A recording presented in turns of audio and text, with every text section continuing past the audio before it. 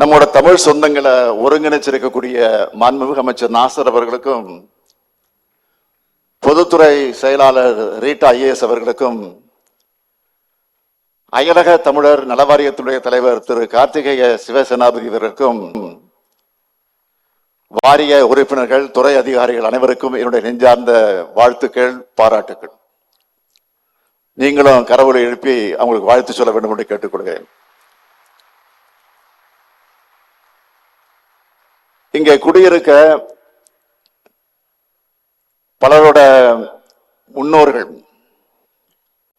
100-200 ஆண்டுகளுக்கு முன்பு பல்வேறு காரணங்களுக்காக தாய்மண்ணில் இருந்து சென்றிருப்பாங்க. இந்த பூமி பந்தோட வெவ்வேறு நாடுகளுக்கும் சென்று தங்களுடைய ஓய்வறியா உழைப்பு, தியாகம், வியர்வை, கண்ணீர் சிந்தி அந்த நாடுகளை வளர்த்தாங்க. அவங்களாலதான் பாலைகள் சோலைகளாச்சு, கட்டாந்தரைகள் தார் சாலைகளாச்சு, அலைகடல்கள்ல துறைமுகங்கள் உருவாச்சு, தேயிலை தோட்டங்கள், ரப்பர் தோட்டங்கள், கரும்பு பயிர்கள் செழித்து வளர்ந்துச்சு. அந்த நாடுகளும் வளம் பெற்றுச்சு.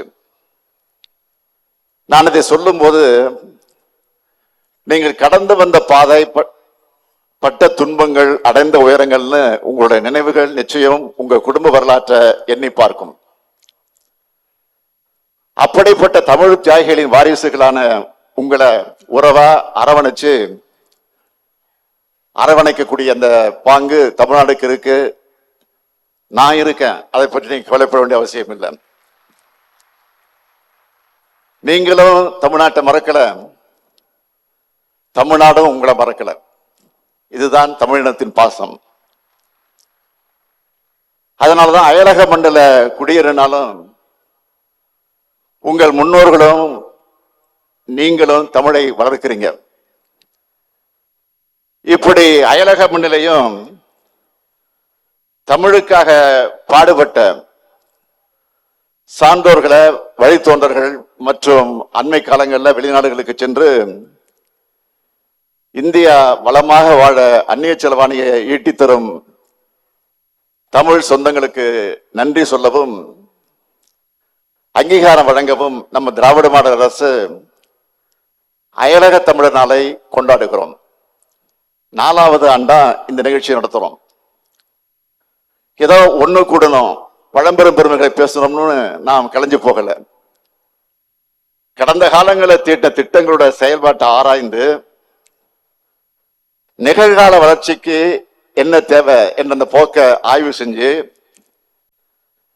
எதிர்காலத்தில் அயலக தமிழர்கள் மேலும் சிறப்பாக வாழ்வதற்கான திட்டங்களை உறுதிப்படுத்துகிறோம். அதுக்காகத்தான் ஒரு குடையின் கீழ் இயங்குகிறோம். அயலகங்கள்ல குடிமக்களா வாழக்கூடிய தமிழர்களும், அயலகங்களுக்கு சென்று உழைக்கிற தமிழ்நாட்டு தமிழர்களும் வளமாக வாழத்தான் அயலக தமிழர் நலன் மற்றும் மறுவாழ்வுத்துறை ஓய்வில்லாமல் உழைக்குது. நிலமெங்கும் நிறைந்திருக்கக்கூடிய எல்லா தமிழர்களுக்காகவும் செயல்பட்டு உங்களுடைய இதயங்களாலும் அரசா நம்ம திராவிட மாடல் அரசு விளங்குது. எந்த தூரமும் நம்மை தமிழிலிருந்து தூரப்படுத்தி விடக்கூடாது என்பதில் உறுதியா இருக்கும். அதனாலதான் அயலகங்கள்ல தமிழ் வளர்க்கும் பல திட்டங்களை செயல்படுத்தி வரோம். அதுல சிலவற்றை குறிப்பிட்டு சொல்லணும்னா, தமிழ் பரப்புரை கழகம், தமிழ் பண்பாட்டை காக்கும் பல்வேறு நிகழ்ச்சிகள், தமிழுக்காக பாடுபடும் தமிழ்ச்சங்கங்களுக்கு விருதுகள் மற்றும் அங்கீகாரம், இலவச சட்ட மையங்கள், அயலக தமிழர்களோட குழந்தைகள் நமது தாய்மொழியை கற்க, தமிழ் இணைய கல்விக் கழகம் வழியா தமிழ் சங்கங்களோட இணைஞ்சு தமிழ் கற்றுக் கொடுக்கிறோம்.